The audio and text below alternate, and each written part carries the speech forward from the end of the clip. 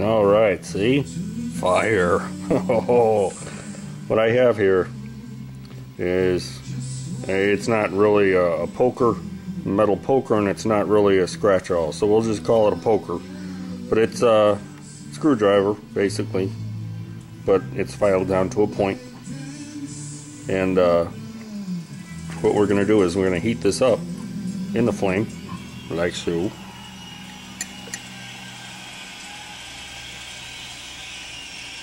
Just heat it up. It doesn't need to be, we're not branding steers here, so it doesn't need to be mega hot, but you want to get it warm because you want to be able to, you know, put a nice indentation into that plastic on the model. So you heat it up, then you got hot poker. Then you're going to go along here, and I'll show you how it's done. Okay, so I got it hot, and we're just going to take it, and you're going to score along the line. Doesn't have to be perfect because it's a rough weld. I'm heating it up again.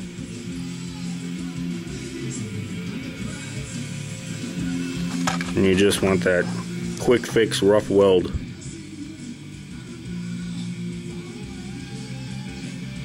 You're going to go along the edge.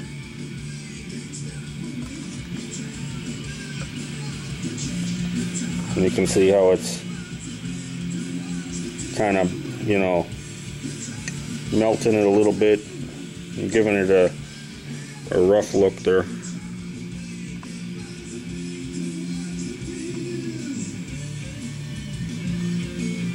And you just go over it, you know, kind of go up and back like this.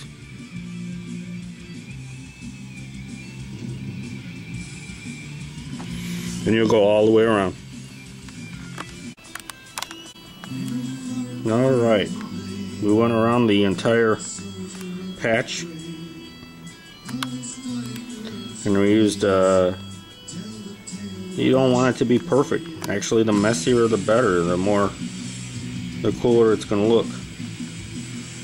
And then, after you get this, what we're going to do is we're going to take the acrylic paints, the rust colored paints, and we're going to kind of go along the edge of this welded seam, if you want to call it that.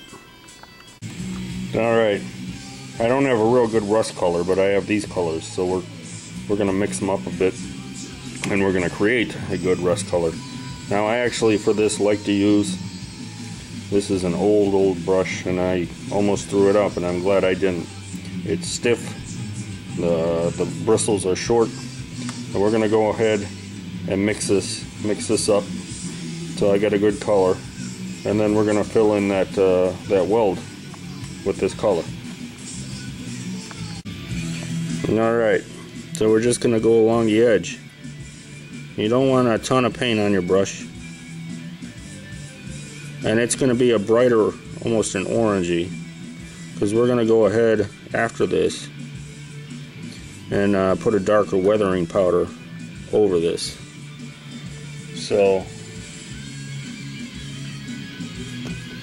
it's one of those things, you got to look at the big picture. But is there a better way to do this? Oh, maybe. I don't know. But I was having fun and thought this might be a good look, and you don't know until you try.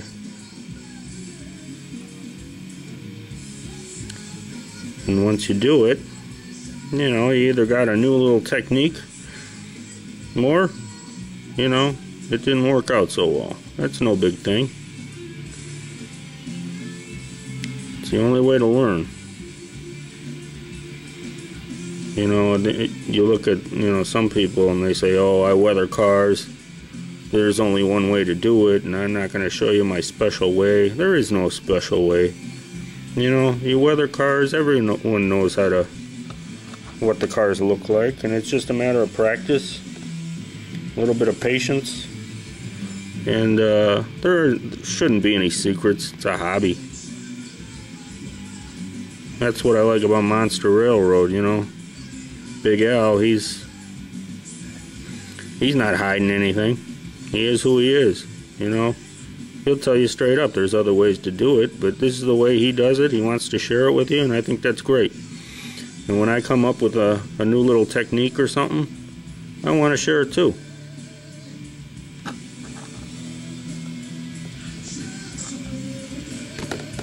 That's all. So you go around the model. It's not the model, but you go around your weld. And it's already starting to pop.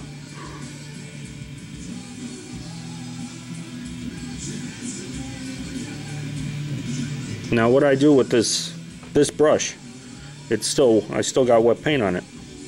Well, I'm gonna take my weathering powders and I dip into some weathering powders with the wet brush. So they're on there. And then I'm gonna go back over the seam. So that orange that I put down, you know, it actually becomes almost like a glue.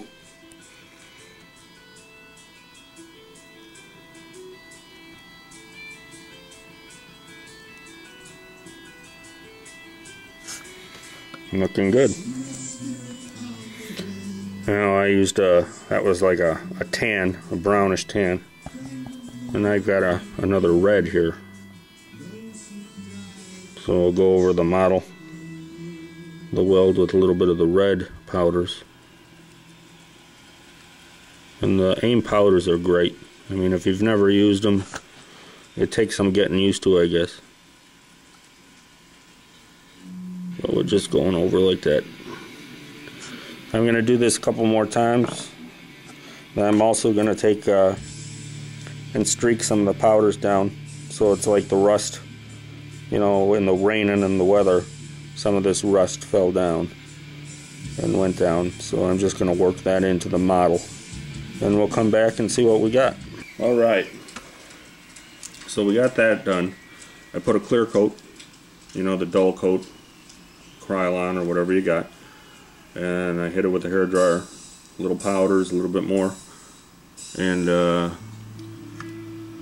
bada boom, bada bing. Kind of a neat technique. I just wanted to share it with you. Take it for what it is. If you like it, you like it. If you don't, you don't. But I thought it was pretty neat. Kind of gives it that you know, quick welded look. And again, I'm working on this for a really cool guy who does a lot for the hobby, a lot for YouTube. Incredible little raffles, having some fun. It's his birthday coming up. If you know who he is, send him a happy birthday in a couple weeks. But we're going to be sending this out to him. Pretty cool, huh? Scary skeleton. But it's looking hot. We're going to do a couple more coats, a couple more little things on the model, but it's getting close to being done. And with a little luck, we'll get to see Monster Railroader. We'll get to see this rolling on his layout. That would be pretty cool. So, checking it out, it's pretty hot. Hope you like the new little technique. And yeah, try it out. If you like it, you like it. If you don't, yeah, well, we'll work on something else. But I thought this was pretty cool. Alright, take care, YouTubers.